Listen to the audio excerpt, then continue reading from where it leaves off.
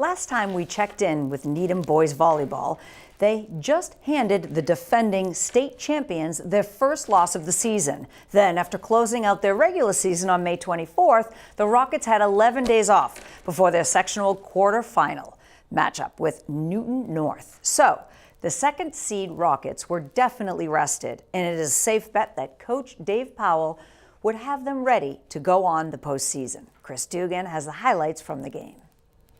Early in the first, Needham up 5-4. First attempt for the Rockets is blocked. Then they go to Jack Cruikshank as he steps up from the middle and hits it into the far corner past the Tigers for the point.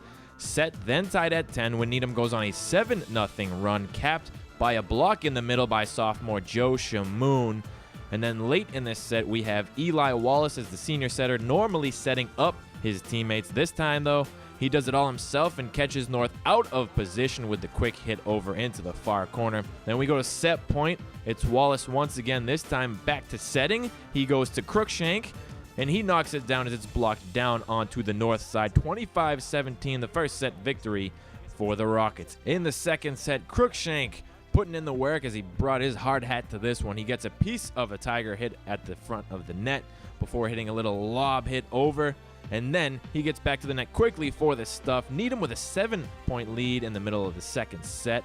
And then we go back to Wallace, who, if he isn't the best setter in the state, somebody has to show me who, because he uses the quick tap as good as anybody in the state. Again, getting the Tigers sleeping there. And then to close out the set, Wallace goes back to his setting ways once again, going to Oliver Hirschland, who has a wide open court in front of him. Same outcome as the first set, 25-17 in favor of the Rockets. In the middle of the third set now, the strength of Cameron Robbins is on display as his hit sends two Tigers sprawling helplessly to try and get this one. And then North trying desperately to keep their season alive. They reel off a 10-3 run, including this tip hit here, cutting the Needham lead to 5, but it's all for naught. As on match point, it's back to the trusty pairing of Wallace and Cruikshank, and Crook's hit is tipped up and out for the final point. Needham takes set 3, 25-18 to sweep Newton North and move on to the semifinals,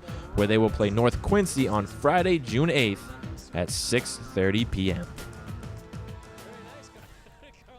Playoff time is never easy, but it is always an added wrinkle when a team's path to their destination is carved strictly on the road. That is exactly what Coach Dave Wainwright and the boys lacrosse team is facing, as they received a tough draw as the number 10 seed in Division I South. Despite a 12-6 regular season record and a solid strength of schedule, the committee still handed the Rockets with a double-digit seed in a first-round contest. At 7th-seeded Bridgewater-Raynham, Chris Dugan has the highlights. Some back-and-forth action in the first quarter picks up late as Paul Martin puts himself right in the middle, gets the feed from Brendan Walsh, and puts the Rockets up 2-1 with his first goal of the game. But Bridgewater-Raynham counters on the other end as Tristan Engelhardt scoops up a loose ball, puts that into the back of the net to tie the game at 2. And then, after some good ball movement here, the Trojans catch a break as the pass by Kyle Duggan, intended for Engelhardt, actually slips by and goes by McNally. So the Trojans have a 3-2 lead. Martin, though, comes back on the other hand with his second goal of the game. Once more, putting himself right there in the middle, getting the feed and putting it in the net. It's tied at 3 after one quarter. On to the second quarter we go. John Andre, watch him catch this nifty pass from Brendan Walsh. Makes one deke and then bounces it off the turf.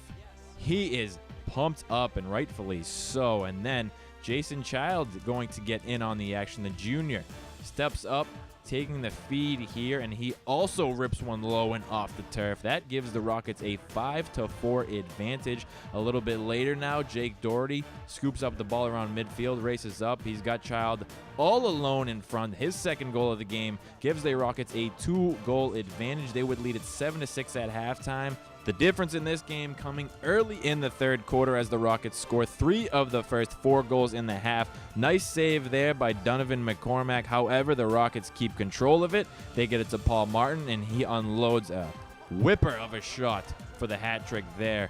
to make it 10-7. And then the play of the game, possibly Michael Calcagni with the poke check, scoops up the loose ball and goes in for the breakaway goal. He also tallied a hat trick on that goal. The Rockets lead it 12-8 after 3. They go on to win it 15-9 and move on to play the second seed BC High on Sunday, June 10th at 2 o'clock in Boston.